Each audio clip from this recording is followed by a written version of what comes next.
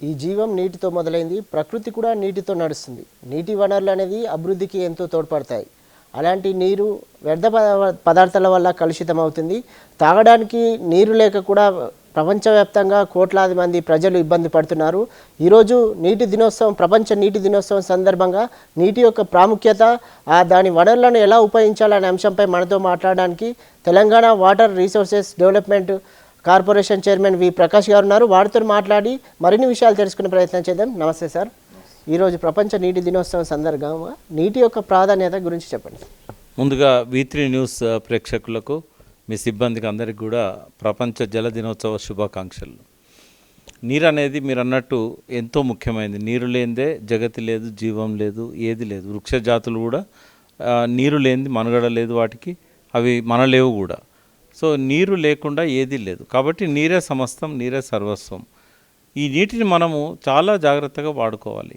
జనాభా పెరుగుతుంటుంది, పరిశ్రమలు పెరుగుతుంటాయి, పారిశ్రామిక అవసరాలు పెరుగుతుంటాయి, వ్యవసాయం పెరుగుతుంటుంది. తిండి గింజల ప్రాముఖ్యత అవసరం వల్ల ఎక్కువ వ్యవసాయం అంతకంతకు కూడా ప్రతి సంవత్సరం ఆయకట్టు పెరుగుతూ ఉన్నది. సో అన్ని దేశాల్లో కూడా ప్రాజెక్టులు కడుతున్నారు, కాలువలు తీస్తున్నారు, నీటిని వ్యవసాయానికి చాలా ఎక్కువగా ఉపయోగిస్తున్నారు. బట్ ఒకసారి నీటి వాస్తవాలు మనం తెలుసుకున్నట్టయితే, ప్రపంచంలో ఉన్న నీటిలో కేవలం 3% మాత్రమే మంచినీరు, 97% ఉప్పు మన సముద్రాల్లో ఉన్న ఉప్పు నీరు. అది మనిషి అవసరాలకు పనికిరాదు, అది వ్యవసాయానికి పనికిరాదు, మనిషి అవసరాలకు కూడా పనికిరాదు. ఈ 3%లో కూడా మనిషి వినియోగంలోకి తీసుకురాగలిగింది కేవలం 0.3%. ఇంకా 2.7% ఏదైతే మంచినీరు ఉందో అది మనిషి వినియోగంలో లేదు. ఎందుకంటే ఎక్కువ గ్లేసియర్స్ రూపంలో, సముద్రాలలో, మంచు కొండలలో, పర్వతాల రూపంలో ఉంది. తర్వాత ఎక్కువగా భూగర్భంలో 2000 అడుగుల లోపల చాలా లోతు వరకు కూడా వాటర్ ఉంది. వాతావరణంలో కొంత తేమ రూపంలో ఉంటుంది, మనుషుల శరీరాల్లో ఉంటుంది. వృక్ష జాతులలో ప్రతి ఆకులో, ప్రతి కొమ్మలో, ప్రతి మానులో నీరుంటుంది. ఇదంతా తీసేస్తే మొత్తం ప్రపంచంలో ఉన్న 235 దేశాలలో మనకు నదుల ద్వారా, చెరువుల ద్వారా మనకు అందుబాటులో ఉన్న నీరు కేవలం 0.3% మాత్రమే. అందులో ఎక్కువ భాగం ఏంటంటే వ్యవసాయానికే వాడుకుంటున్నాం. 0.3లో 0.2% వ్యవసాయానికే వాడుకుంటున్నాం. ఇక 0.1% మొత్తం ప్రపంచ మనుషులకు, ఎవరైతే 800 కోట్ల మందికి పైగా ఇవాళ ప్రపంచ జనాభా ఉందో 235 దేశాలలో అందరికీ అందుబాటులో ఉంది 0.1% మాత్రమే. అంటే నీరు ఎంత ప్రియమైందో మనకు అర్థమవుతున్నది. 100% భూమి మీద నీరుంటే 0.1% మాత్రమే మనకు ఉపయోగపడుతున్న తాగడానికి కానీ, ఇంటి అవసరాలకు కానీ. ఈ 0.1% నీరైనా, వ్యవసాయానికి పనికొచ్చే 0.2% నీరైనా ప్రపంచంలో ఉన్న దేశాలు అన్నిటికీ సమానంగా పంపిణీ కాలేదు. దేవుడు కూడా కొన్ని దేశాల పట్ల పక్షపాతం చూపెట్టిండు. ఇవాళ అమెరికా, రష్యా, బ్రెజిల్, కెనడా ఈ 4 దేశాలలో దాదాపు 3/2 మంచినీరు ఈ 3 దేశాలలోనే ఉంది. ఇంకా మిగిలిన 231 దేశాలల్లో అందుబాటులో ఉన్న నీరు ఏదైతే ఉన్నదో ఈ దొరికే 0.3%లో కూడా అది 1/3 మాత్రమే. అంటే 0.1% నీరు మాత్రమే ఈ 231 దేశాలకు అందుబాటులో ఉన్నది. ఈ చాలా మంచినీరు మనుషుల సంచారం లేని, జనసంచారం లేని సైబేరియాలో ఉంది. రష్యాలో బైకాల్ అనే ఒక సరస్సు ఉంది. బైకాల్ సరస్సులో ఈ 0.3% ఏదైతే మంచినీరు సరస్సులలో ఉన్నదని అన్నామో, నదులలో ఉన్నదని అన్నామో, అందులో 20% కేవలం రష్యాలోని బైకాల్ చెరువుల్లోనే ఉంది. ఈ బైకాల్ చెరువులు ఆ ఉన్న పరిసర ప్రదేశాలన్నీ కూడా చాలా అతి శీతల ప్రదేశాలు. ఆడ జనసంచారం ఉండదు, కేవలం టూరిస్టులు మాత్రమే పోయి 1-2 రోజులు అక్కడ ఉండి వస్తుంటారు. ఇంకా మిగిలిన నీరు చాలా వరకు అమెజాన్ ద్వారా సముద్రంలో కలుస్తున్నది. అమెజాన్ రివర్ అనేది బ్రెజిల్లో ఉన్నది. ప్రపంచంలో ఉన్న నీటిలో, మంచి నీటిలో అంటే 0.3%లో దాదాపు 20% వాటరు ఆ అమెజాన్ నది ద్వారా సముద్రంలో కలుస్తున్నది. అంటే ఇటు అమెజాన్ ద్వారా కానీ, రష్యాలో సైబేరియాలో ఉన్న నీరు కూడా ఇది దీని పరిమాణం చూసినట్టయితే దాదాపుగా ఈ 0.3%లో 0.1% కంటే ఎక్కువగా ఉంటుంది. అంటే ఈ 231 దేశాలు ఏవైతే 0.1% నీటిని ఇటు వ్యవసాయానికి, అటు డొమెస్టిక్ అవసరాలకు ఉపయోగించుకుంటున్నాయో ఇంత అప్రియమైన నీటిని ఎట్లా మనం వాడుకుంటున్నాం అనేది మనం చూడాలి. ఇవాళ దేశ జనాభాలో, ప్రపంచ జనాభాలో భారతదేశ జనాభా 16% ఉంటే నీళ్లు మాత్రం ప్రపంచంలో అందుబాటులో ఉన్న ఫ్రెష్ వాటర్లో 4% వాటర్ మాత్రమే మన ఇండియాలో ఉంది. అంటే ప్రపంచంలో ఉన్న నీళ్ళల్లో 4% నీళ్ళతోని ప్రపంచంలో ఉన్న 16% జనాభాకి ఇవ్వాల్సిన పరిస్థితి. చైనాలో కూడా ఇవాళ ప్రపంచ జనాభాలో 19% చైనా జనాభా ఉంది, కానీ వాళ్ళకు అందుబాటులో ఉన్న నీరు 6% మాత్రమే. ఈ లెక్కలన్నీ చూసినప్పుడు ఏంటంటే నీరు ఎంత ప్రియమైందో మనకు అర్థమవుతున్నది. నీటిని పెంచలేం, మనము దాన్ని లేకుండా చేయలేం. అంటే it is a matter, cannot be destroyed, cannot be created. Water అనేది పెరగదు, నీటి పరిమాణం పెరగదు. ఆది మానవుని కాలంలో ఎంత నీరు అందుబాటులో ఉందో ఇప్పుడు కూడా అంతే నీరు అందుబాటులో ఉంది. ఫ్రెష్ వాటర్లో తేడా ఏం లేదు. అంటే మన వర్షం ద్వారా కురిసే నీళ్ళు కావచ్చు, నదులలో సరస్సులలో ఉండే నీరు కావచ్చు, వేల సంవత్సరాల నుంచి కూడా దాని పరిమాణంలో తేడా లేదు, కానీ అవసరాలలో తేడా ఉంది. ఆ రోజు అంత అవసరం లేకుండే, వ్యవసాయం అంతగా లేకుండే, పరిశ్రమలు అసలే లేకుండే, కానీ ఈరోజు అవసరాలు పెరిగినాయి, నీటి పరిమాణం మాత్రం పెరగడం లేదు. కాబట్టి ఆ పరిమిత సంఖ్యలో అందుబాటులో ఉన్న నీటినే మనం చాలా పొదుపుగా వాడుకోవాలి. అందుకే రీసైకిల్ చేసుకోవాలి. మనం ఇంట్లో వాడుకుంటున్న స్నానం చేసిన నీళ్లను, గిన్నెలు కడుక్కున్న నీళ్లను కూడా టాయిలెట్ సంపులోకి మనం డైవర్ట్ చేసి ఫ్లష్లో మనం ఆ వాటర్ను ఉపయోగించాలి. ఇవాళ ఒక ఇంటిలో ఎక్కువ నీరు ఎక్కడ ఖర్చు అవుతున్నదంటే టాయిలెట్ సంపులోనే ఎక్కువ, టాయిలెట్ ఫ్లష్ ద్వారానే ఎక్కువ వాటర్ యూటిలైజ్ అవుతున్నది. ఒకసారి మూత్రానికి పోయి 4 లీటర్ల నీళ్లు అందులో పోస్తాం. సో అట్లా మనము రోజు ఎన్ని లీటర్ల నీళ్లను టాయిలెట్ నుంచి వేస్ట్ చేస్తున్నామో చూసినట్టయితే ఆ ఇంటి కుటుంబ సభ్యులందరూ కూడా స్నానం చేసిన నీళ్లను ఆ ఫ్లష్లోకి తీసుకున్నట్టయితే, ఫ్లష్ ట్యాంక్లోకి ఆ నీరును రెండోసారి వినియోగించుకున్నట్టు అవుతుంది. అదేవిధంగా మనకు టాయిలెట్ వాటర్ని బ్లాక్ వాటర్ అంటారు. అంటే మన పాయఖానాలలో నుంచి మనం పోయే మలము, ఇట్లాంటివన్నీ మలమూత్రాల ద్వారా పోయే వాటర్ అంతా కూడా కడుక్కున్న నీళ్ళు కావచ్చు, అవన్నీ కూడా బ్లాక్ వాటర్ అంటారు. బ్లాక్ వాటర్ను కూడా రీసైకిల్ చేసే టెక్నాలజీస్ వచ్చినాయి. న్యాచురల్గా కూడా రీసైకిల్ చేయొచ్చు, టెక్నాలజీ యూజ్ చేసి కూడా రీసైకిల్ చేయొచ్చు. ఆ రీసైకిల్ చేసిన వాటర్ని లాన్స్లకు, పూల మొక్కలకు, కూరగాయలకు, ఇట్లాంటి వాటికి ఇవ్వాలి. అదేవిధంగా మనం స్నానం చేసిన వాటిని రెండోసారి రీసైకిల్ చేసుకోవాలి. ఎవరికి వాళ్ళు ఈ రకంగా ఆలోచిస్తే తప్ప భవిష్యత్ తరాలకు నీరు దొరికే అవకాశం ఉండదు. ఇవాళ ప్రపంచంలో 165 దేశాలు నీటి కటకట్లాడుతున్నాయి. 800 కోట్లలో 400 కోట్ల మందికి స్వచ్ఛమైన తాగునీరు లేదు, శానిటేషన్ లేదు. ఇటువంటి పరిస్థితుల్లో ప్రపంచంలో ఎవరు ఏ దేశంలో ఉన్న వాళ్ళకైనా నీటిని పొదుపుగా వాడుకోవాల్సిన అవసరం ఉన్నది. ఈ ప్రపంచ జల దినోత్సవం ప్రతి సంవత్సరం కూడా అందించే సందేశం అదే. నీటిని పొదుపుగా వాడుకోవాలి, రీయూజ్ చేయాలి, రీసైకిల్ చేయాలి, రీఛార్జ్ చేసుకోవాలి, తక్కువ వాడుకోవాలి, రెడ్యూస్ చేయాలి.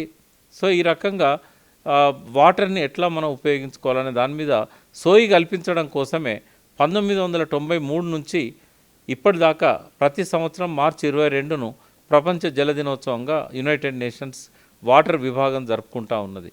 ఇది 1992లో మొట్టమొదటిసారిగా బ్రెజిల్లో ఐక్యరాజ్య సమితి పర్యావరణ అభివృద్ధి సదస్సు జరిగినప్పుడు అక్కడ ఏకాభిప్రాయానికి వచ్చారు.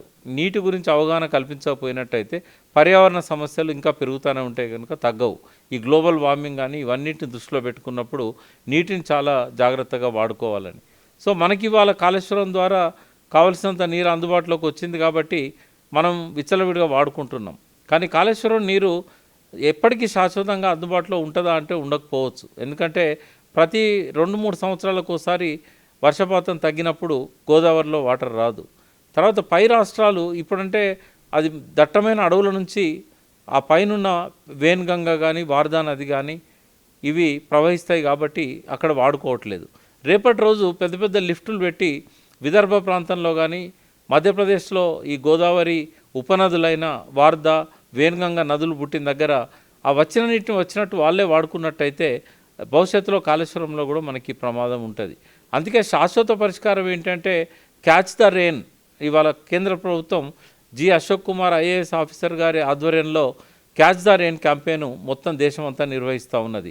కలెక్టర్ల ద్వారా, గవర్నమెంట్ ద్వారా, అట్లే తెలంగాణలో కూడా వాటర్ రిసోర్సెస్ ద్వారా, ఇక్కడ గ్రౌండ్ వాటర్ డిపార్ట్మెంట్ ద్వారా ఎక్కడ కురిసిన వర్షాన్ని అక్కడనే నిల్వ చేసుకోవాలి. పొలంలో పడ్డ వర్షం నీళ్లు పొలంలోనే మనం కాపాడుకోవాలి. భూమిలోకి పంపించి రీఛార్జ్ చేసుకోవాలి.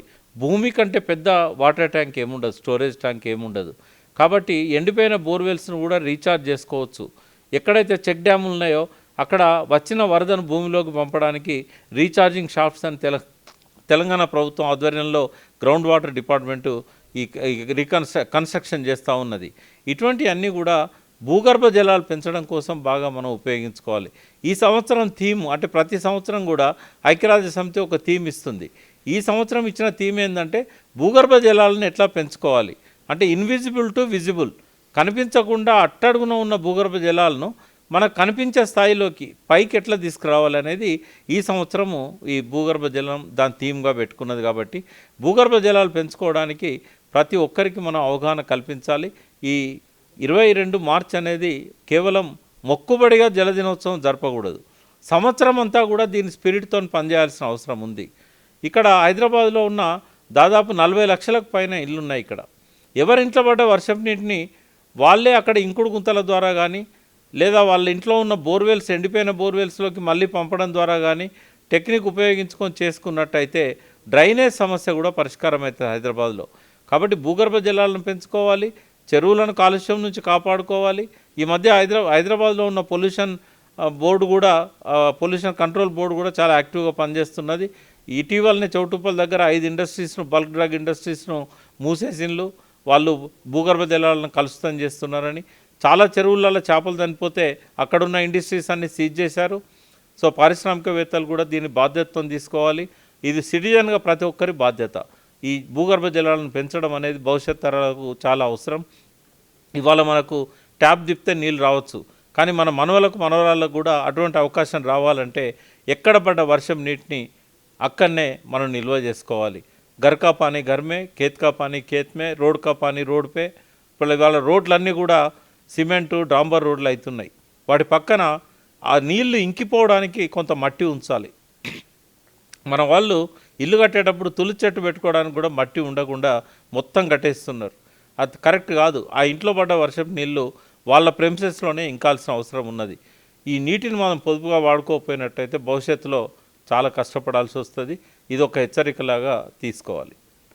మనం చూసుకున్నట్లయితే తెలంగాణలో కూడా మనకు నీటి రిసోర్సెస్ ఎక్కువ ఉన్నాయి కదా, వాటిని మనం ఎలా ఉపయోగించుకుంటున్నాం? ఇప్పుడైతే విచ్చలవిడిగా వాడుకుంటున్నాం. తెలంగాణ కొంచెం బెటర్, కానీ భారతదేశంలో చూసినట్టయితే ఒక్క టీఎంసీతోని 3000 ఎకరాలకు కూడా వాళ్ళు సరిగా పంటలు పండించుకోవట్లేదు. అంటే మనము ఒక్క టీఎంసీతో 12,000 ఎకరాల పంటలు పండిస్తున్నాం. ఇది నీటిని వ్యవసాయంలో బాగా పొదుపు చేయాల్సిన అవసరం ఉన్నది. ఆంధ్రాలో చూసినట్టయితే మురుగునీటి కాలువలు తీస్తున్నారు. అంటే వాళ్ళు వ్యవసాయానికి ఎంత విచ్చలవిడిగా వాడుతున్నారంటే ఒక్క టీఎంసీ 3,000-4,000 ఎకరాలు కూడా వాళ్ళు వినియోగిస్తలేరు. ఇక్కడ మనం 3 రెట్లు ఎక్కువ ఉపయోగిస్తున్నాం. 12,000 ఎకరాలు పండుతున్నది మనకు నాగార్జున సాగర్ కానీ, తర్వాత నిజాం సాగర్ కానీ, అదేవిధంగా శ్రీరామ్ సాగర్ కానీ. ఇంకోటి 10 దశలలో మనము లిఫ్ట్ ద్వారా నీళ్ళని తెస్తున్నాం, కాళేశ్వరం నీళ్ళను. అంటే ఎంతో ఖర్చు పెట్టి తెస్తున్న నీళ్లను అంతే జాగ్రత్తగా వాడుకోకపోయినట్టయితే రేపు మన రాష్ట్రం కూడా ఇంకా ఎక్కువ అప్పులు చేయాల్సిన పరిస్థితికి నెట్టబడుతుంది. కాబట్టి నీటిని పొదుపుగా వాడుకోవాలి, జల సంరక్షణ చర్యలు చేపట్టాలి, భూగర్భ జలాలు పెంచాలి. స్నానం చేసేటప్పుడు కానీ మనము ఇంట్లో వాడుకున్న నీటిని కానీ రీసైకిల్ చేసుకోవాలి. అన్నిటికీ టెక్నాలజీ ఉంది, ప్రభుత్వం దగ్గర కావాల్సిన సహకారం కూడా లభిస్తుంది. మున్సిపాలిటీ కూడా ఇవాళ మెట్రో వాటర్ వర్క్స్ వాళ్ళు కూడా ఇంకుడు గుంతల కోసం ఆర్థిక సాయం చేస్తున్నారు. ఈ ఇంట్లో ప్రతి పిల్లవాడి దగ్గర నుంచి పెద్దవాళ్ళ దాకా ఈ అవగాహన ఉంటే తప్ప నీళ్ళని జాగ్రత్తగా వాడుకోలేము. నీటిని మనము సరిగా వాడుకోవాలని చెప్తున్నాం కదా సార్, దీనిపైన అంటే ప్రజలకు సరైన అవగాహన లేక మనం ఇప్పుడు ఇది ఏదైతే ఈ రోజు ఉందో దాన్ని ఒక దినోత్సవంగా చేసుకుంటున్నాం. కాబట్టి ప్రజలకు దీనికి పెద్ద అవేర్నెస్ లేకపోవడం వల్ల వాళ్ళు నీటిని వట్టిగా ఉపయోగించక వృధాగా చేస్తున్నారు కదా. దీనిపైన అంటే ఎలాంటి అవగాహన కార్యక్రమాలు చేపడితే ప్రజలకు ఒక అవేర్నెస్ వస్తుందని? ఇప్పుడు నా వరకు నేనేంటంటే తెలంగాణలో జలవనరుల అభివృద్ధి సంస్థకు చైర్మన్గా ఉన్నా. అంతటితో నా బాధ్యత తీరిపోద్దని నేను అనుకోలే. అందుకని నేనేం చేస్తున్నానంటే భారతదేశం అంతా కూడా నదుల మీద కమిటీలు వేస్తున్నాం. నేను ఇప్పుడు Indian peninsular river basin council అనే సంస్థకు చైర్మన్గా దేశమంతా తిరుగుతున్నాను. అట్లాగే జల్ బిరాదర్ అనే ఒక సంస్థను పెట్టి విద్యార్థులు యువకులలో చైతన్యం కల్పిస్తున్నాము. Doctor Rajender Singh water man of India ఆధ్వర్యంలో ఈ సంస్థలను ఏర్పడ్డాయి. హిమాలయన్ రివర్ బేసిన్ కౌన్సిల్ అని పెట్టి నార్త్ ఇండియాలో ఎక్కడైతే హిమాలయాల ద్వారా నీళ్ళు వచ్చే నదులు ఉన్నాయో బ్రహ్మపుత్ర కానీ సింధు కానీ అట్లే గంగా నది కానీ ఆ ప్రాంతాలలో కూడా ఈ కార్యక్రమాలు చేస్తున్నాం. ప్రతి నది మీద కూడా యువకులు పెద్దవాళ్ళు ఆర్గనైజ్ అయ్యి ఒక కమిటీగా ఉండి నదులను కాపాడుకోవాలి. ఇది కేవలం ప్రభుత్వం చేయజాలదు, ఎందుకంటే ప్రభుత్వం చేసేది 1% కంటే ఎక్కువ ఉండదు. 99% ప్రజలే కాపాడుకోవాలి నదులను. ఇప్పుడు నదిలే అంటే మన కన్నతల్లి లాంటిది నది. మనం ఎన్నో పుణ్య కార్యక్రమాలు నదులలో చేస్తాం. కుంభమేళ అప్పుడు పోయి పుష్కరాలప్పుడు పోయి అందులో స్నానాలు చేస్తాం. మన ఇంట్లో ఏ మంచి జరిగినా కూడా నదులలో పోయి స్నానాలు చేస్తాం, నది నీళ్ళని తీసుకొచ్చుకుంటాం, పెద్దలకు పితృతర్పణ చేస్తాం, నదుల దగ్గర కూర్చొని వాళ్ళ అస్థికలను నిమజ్జనం చేస్తాం. నది అనేది మన తల్లి లాంటిది. మన తల్లి లాంటి నదిలోకి మలమూత్రాలు తర్వాత ఇండస్ట్రియల్ పొల్యూషన్ వదలకూడదు. మనం ఈ అవగాహన కల్పించడం కోసం సిటిజన్స్ మీదనే ఎక్కువ బాధ్యత ఉంటుంది. ప్రభుత్వాలు వాళ్ళు ఎంతసేపు నదిని ఎట్లా ఎక్స్ప్లాయిట్ చేయాలి, ప్రాజెక్టులు ఎట్లా కట్టాలి, అభివృద్ధి కోసం నీళ్ళని ఎట్లా వాడుకోవాలనే కోణమే ఉంటుంది తప్ప ఈ నీళ్ళను కాపాడుకుందాం, ఇది భవిష్యత్ తరాలకు అవసరం, ఇట్లాంటి ఆలోచన వాళ్ళు చేయరు. మన కేసీఆర్ గారు మాత్రం కొద్దిగా ఎక్సెప్షన్ మిగతా సీఎంలకు. ఏ సీఎంకు లేని అవగాహన నీళ్ళ మీద ఆయనకు ఉంది కాబట్టి ఇవాళ తెలంగాణ సస్యశ్యామలం అవుతున్నది. ఇక్కడ అన్ని రకాలుగా జల సంరక్షణ చర్యలు తీసుకుంటున్నాం. కానీ భారతదేశం అంతా చూసినా ప్రపంచం అంతా చూసినా ఇవాళ ఒక్కరోజు మొక్కుబడిగా చేస్తారు ఈ జలదినోత్సవం. ఈ సంవత్సరం అంతా ఇదే స్ఫూర్తితో జరపాలి. స్కూళ్ళ పిల్లల దగ్గర నుంచి పెద్దవాళ్ళ దాకా ఇది ఒక స్కూల్లో సిలబస్ లాగా పెట్టాల్సిన సబ్జెక్ట్ ఇది. ప్రతి ఒక్కరికి కూడా ఈ జల సంరక్షణ గురించి చెప్పకపోయినట్టయితే రేపు ప్రపంచం అంతా ఎడారిగా మారే అవకాశం ఉంటుంది. కేంద్ర ప్రభుత్వం కూడా నదుల అనుసంధానం అని ఒకటి తీసుకొచ్చింది కదా సార్, కృష్ణా గోదావరి కావేరిని అనుసంధానం చేసి, ఇలాంటి వల్ల నీటికి ఆ సమస్యకు పరిష్కారం ఉంటుందండి. నదుల అనుసంధానం అనేది ఏదైతే ఉన్నదో అది తాత్కాలిక చర్య, శాశ్వతమైన చర్య కాదు. ఎందుకంటే ఇవాళ ఒక నదిలో ఎక్కువ నీళ్ళు ఉండొచ్చు, ఆ నది నీళ్ళని ఇంకో నదికి మళ్లించవచ్చు. రేపు ఆ నది మీద అవసరాలు పెరిగినాయి అనుకోండి, అప్పుడు నీళ్ళు ఎక్కడి నుంచి వస్తాయి? రేపు కాళేశ్వరం కూడా 30-40 ఏళ్ళ తర్వాత పైన ఉన్న రాష్ట్రాల్లో నీళ్ళని రానియకపోయినట్టయితే ఈ కాళేశ్వరం కూడా నీళ్ళు రావు మనకు లిఫ్ట్ చేసుకోవడానికి. కాబట్టి ఇది తాత్కాలిక చర్య మాత్రమే. శాశ్వత చర్య ఏంటంటే ఎక్కడ కురిసిన వర్షపు నీటిని అక్కడనే మనము నిల్వ చేసుకోవాలి. భూగర్భంలో ఇవాళ 400 సంవత్సరాల నుంచి స్టోర్ అయిన వాటర్ని మొత్తం ఇవాళ లిఫ్ట్ చేసేసినాం. 400 కావచ్చు, 1000 సంవత్సరాలు కావచ్చు. భూగర్భ జలాలు అన్నీ తోడేసుకుంటూ పోతున్నాం. ఇప్పుడు రీఛార్జింగ్ షాప్స్ అంటే ఏంటంటే ఇదివరకు నీళ్ళని తీయడానికి బోర్లు వేస్తాం, ఇప్పుడు నీళ్ళని లోపల పంపడానికి బోర్లు వేస్తున్నాం, మళ్ళీ pay back to the earth. కాబట్టి భూమి కంటే పెద్ద ట్యాంక్ ఏది ఉండదు. కరువు కాటకాలు వచ్చినప్పుడు భూగర్భ జలాలే మనల్ని కాపాడుతాయి. ఆ రకమైన చర్యలు తీసుకుంటే తప్ప ఉపయోగం లేదు. నదుల అనుసంధానాన్ని తెలంగాణ ప్రభుత్వం వ్యతిరేకిస్తున్నది, వ్యక్తిగతంగా నేను వ్యతిరేకిస్తున్నా, water man of India Rajender Singh వ్యతిరేకిస్తున్నాడు. ఇదంతా టెంపరీ అన్సస్టైనబుల్ మెథడ్, ఇది సస్టైనబుల్ కాదు. తెలంగాణలో మా గతంలో నీళ్ళ సమస్య ఎక్కువ ఉండేది, దానికోసం మనం తెలంగాణను పోరాటం చేసి నీళ్లు నిధులు అని ఒక ఏదైతే కాన్సెప్ట్తో ఉన్నామో, ఇప్పుడు ఆ తెలంగాణ వచ్చిన తర్వాత నీళ్ళ సమస్య తీరిందట. చాలా వరకు పరిష్కారం అవుతున్నది. ఇంకా 2 ప్రాజెక్టులు ఉన్నాయి కావాల్సినవి, సీతారామ ప్రాజెక్టు, పాలమూరు రంగారెడ్డి ప్రాజెక్టు, అట్లే డిండి ప్రాజెక్టు. ఈ 3 ప్రాజెక్టులు కూడా పూర్తయినట్టయితే, కొన్ని లిఫ్ట్లు కూడా పూర్తయినట్టయితే, అట్లాగే సింగూరుకి ఏదైతే కాళేశ్వరం కనెక్షన్ ఉన్నదో అది కూడా పూర్తయినట్టయితే శాశ్వతంగా తెలంగాణ మళ్ళీ 100 ఏళ్ళ దాకా సస్యశ్యామలంగా ఉంటుంది, నీళ్ళ సమస్యలు ఉండవు. ఇవాళ ముఖ్యమంత్రి గారు ఒక 100 ఏళ్ళను దృష్టిలో పెట్టుకొని ప్రణాళికలు సిద్ధం చేస్తున్నారు. మనం అదృష్టవంతులం. కానీ మిగతా రాష్ట్రాల్లో ఇటువంటి కృషి జరగడం లేదు. మనం ఒక పౌరునిగా కేవలం ప్రాంతానికే పరిమితమై ఆలోచించకూడదు. దేశ పౌరునిగా, ప్రపంచ పౌరునిగా మిగతా ప్రాంతాలను దేశాలను చూసినప్పుడు వాళ్ళకంటే చాలా మంచి పొజిషన్లో తెలంగాణలో మనం ఉన్నాం. రాబోయే రోజుల్లో మిగతా ప్రాంతాలు చాలా కటకట్లాడతాయి. అందుకే తెలంగాణలో కూడా మనం నీటి సోయి తెచ్చుకొని, ఇవాళంటే నీళ్ళు చాలా ఉన్నాయి కాబట్టి విచ్చలవిడిగా వాడుతున్నాం. భవిష్యత్తులో మాత్రం ఖచ్చితంగా జల సంరక్షణ చర్యలు తీసుకోవాలి. మీరు చెప్పినట్టు రానున్న రోజుల్లో ఒక 50 సంవత్సరాల తర్వాత నీరు లేకపోవడం, అంటే స్నానానికి కూడా నీరు దొరకని సమస్య వస్తుంది. అలాంటి నీళ్ళ కోసం దేశాల మధ్య యుద్ధాలు కూడా జరిగే అవకాశాలు ఉన్నాయన్నారు కదా. ఇప్పుడు 3వ ప్రపంచ యుద్ధం వస్తే నీటి కోసం వస్తుందని అంటున్నాము. ఇప్పుడు మినరల్స్ కోసం నడుస్తున్నది, యురేనియం కోసం ఇవాళ ఉక్రెయిన్ మీద దాడి జరుగుతున్నది. కానీ రాబోయే రోజుల్లో నీటి వనరుల కోసం కూడా దాడులు జరుగుతాయి. ఎందుకంటే ఇవాళ గల్ఫ్ దేశాలు చూస్తున్నాం, అక్కడ సంవత్సరానికి ఒక్కసారి ఇట్లా వర్షం వచ్చిపోతుంది. మరి ఇప్పుడు అటువంటి దేశాలకు నీటిని ఎక్స్పోర్ట్ చేయాల్సిన పరిస్థితి వస్తుంది. ఇప్పుడు దాదాపు ప్రపంచంలో 150 దేశాలు పరస్పరం నీటిని పంచుకుంటున్నాయి. ఇప్పుడు మనం కూడా బంగ్లాదేశ్తో నీరు పంచుకుంటున్నాం, పాకిస్తాన్తో నీరు పంచుకుంటున్నాం. ఇట్లా చాలా దేశాలు నీళ్ళను పంచుకుంటున్నాయి. ఒకసారి ఆ నీటి కొరత ఏర్పడినప్పుడు ఆ దేశాల మధ్య నీటి కోసం యుద్ధం వస్తుంది. కాబట్టి అటువంటి పరిస్థితి రానియద్దనే ఉద్దేశంతోనే ఈ జల దినోత్సవం లాంటి కార్యక్రమాలను యునైటెడ్ నేషన్స్ జరుపుకుంటూ ఉన్నది. వీటిని దాని మంచి స్పిరిట్తోని వాటిని ఇంప్లిమెంట్ చేయాల్సిన అవసరం ఉంటుంది. మీరు అన్నట్టు కేప్ టౌన్ అని ఒక స్టేట్ ఉంది, ఇది సౌత్ ఆఫ్రికాలో. అక్కడ వారానికి ఒకసారి స్నానం చేయడానికి రేషనింగ్ ద్వారా నీళ్ళు ఇస్తారు. మీకు ముందు ఇంకొక 20-30 ఏళ్ళ తర్వాత ఇప్పుడు ఏటీఎంలు ఎట్లున్నాయో, పొద్దున టాయిలెట్ పోవాలంటే 5 లీటర్ల నీళ్ళని కొనుకొచ్చుకొని టాయిలెట్ పోవాల్సిన పరిస్థితి రాబోతుంది. మరి ఈ పరిస్థితి రావద్దనుకుంటే ఇప్పుడు మనం రాబోయే తరాలను దృష్టిలో పెట్టుకొని, ఈ కొరతలను దృష్టిలో పెట్టుకొని ఇప్పటి నుంచే మనం జాగ్రత్తగా భూగర్భ జలాలు పెంచుకుంటూ పోతే, వర్షపు నీళ్ళను వృధా చేయకుండా ఉంటే తప్పకుండా మనం వీటి నుంచి బయటపడతాం. థ్యాంక్ యూ సార్, మీరు అమూల్యమైన సమయాన్ని మాకు ఇచ్చి మీ అమూల్యమైన విషయాలు మాతో పంచుకున్నట్టు. చూసారు కదండి, నీరు ఎంత ఉపయోగమో, నీటిని మనం ఎంత పొదుపు చేసుకుంటే భవిష్యత్తు తరాలకు మనం నీరును అంత అందించే అవకాశం ఉంటుందని ప్రకాష్ గారు చెప్పారు. ఇది ఈనాటి మన స్పెషల్ ప్రోగ్రామ్. మరొక అంశంతో మళ్ళీ కలుద్దాం. అంతవరకు చూస్తూనే ఉండండి V3 న్యూస్, లక్ష్యం సమాజ హితం.